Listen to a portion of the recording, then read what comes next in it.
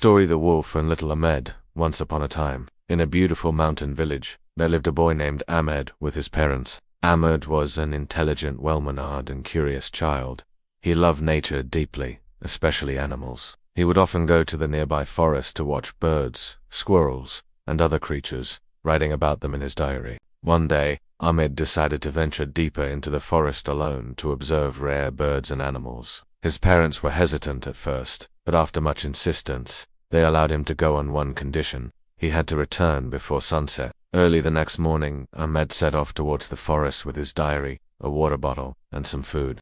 The forest air was refreshing, and the sunlight filtering through the trees looked enchanting. Ahmed saw many birds, caught butterflies, and climbed trees to enjoy the view around him. But as he ventured deeper into the forest, he suddenly heard a sound from behind the thick trees. A man stepped back in fear and saw a large, grey wolf staring directly at him. His breath caught, and his diary fell from his hand. The wolf slowly started moving towards him. Ahmed began praying, but just as the wolf reached him, it did something unexpected. It sat down, looked at Ahmed carefully, and then picked up the fallen diary in its mouth and gently placed it in front of him. Ahmed was confused. He slowly picked up the diary and looked into the wolf's eyes. They held no terror, instead, they seemed to hide a silent pain.